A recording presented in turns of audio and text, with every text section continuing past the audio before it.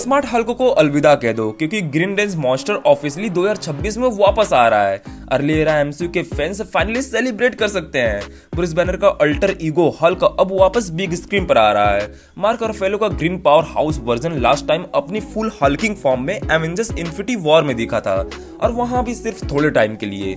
Avengers end game के बाद से वो स्मार्ट हल्क बना हुआ था, लेकिन अब न्यू ऑफिशियल मार्केटिंग ने कंफर्म कर दिया है कि हरे भरे हल्क की वापसी हो रही है। ब्रांड न्यू डे के साथ फ्लडगेट्स धीरे धीरे खुल रहे हैं क्योंकि रोज ऑनलाइन न्यू लिव्ड इमेजेस आ रही हैं। हल्क एवेंजर्स एंड गेम से स्मार्ट हल्क बना हुआ है, जहां बैनर की इंटेलेक्ट और हल्क की साइज और स्ट्रेंथ मर्ज हो जाती है।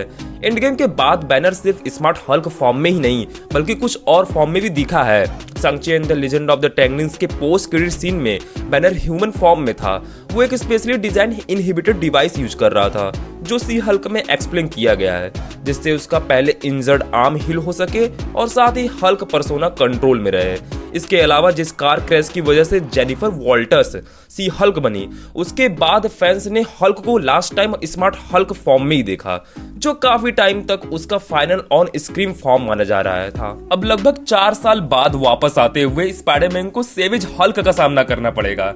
हाँ, एक नए लेगो सेट लीक के अकॉर्डिंग हल्क स्पाइडरमैन से फाइट करता दिखेगा और ये पहली बार होगा जब ग्रीन मॉन्स्टर किसी एवेंजर से थॉर रैग्नारोक के बाद फाइट करेगा। नए ऑफिशियल आर्ट वर्क में बूमरैंग और टोरेंशियल जैसे विलेंस भी दिखाए गए हैं और माइकल मेंडो स्कॉर्पियन के रोल में तो वापस आ ही रहे हैं। लेकिन सबसे ज्यादा एक्साइटमेंट फैंस को सेवेज हल्क को देखकर हो रही होगी। कुछ फैंस ये भी स्पेकुलेट कर रहे हैं कि हल्क को शायद याद हो सकता है कि पीटर पार्कर ही स्पाइडरमैन है, क्योंकि डुअल पर्सनालिटी पर डॉक्टर स्ट्रेंज का स्पेल का असर नहीं हुआ था स्पाइडरमैन नो वे होम में। मार्वल स्टूडियोज और सोनी पिक्चर्स के लिए ये डिसाइड करना काफी टफ रहा होगा कि ब्रांड न्यू डे के इवेंट्स के बाद पीटर पार्कर की स्टोरी को कैसे आगे बढ़ाया जाए, स्पेशली ऐसे तरीके से जो फैंस का एक्साइटमेंट बना के रखे।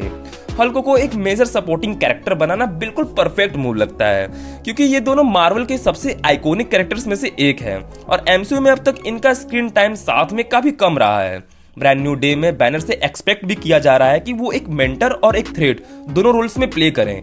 मार्क रफेलो का सेवेज हल्क शायद सालों बाद पहली बार न्यूयॉर्क की स्ट्रीट्स में तबाही मचाते हुए दिखे। रिपोर्ट्स के मुताबिक बैनर ने एमसीयू में एक नया रोल ले लिया है, एक कॉलेज प्रोफेसर का, लेकिन उसकी साइंटिफिक एक्सपर्टीज पीटर पार्कर को एक टेरिफाइंग मैन स्पाइडर ट्रांसफॉर्मेशन से डील करने में काम आ सकती है। ऐसी ही एक नई wild theory brand new day को लेकर सर्कुलेट हो रही है।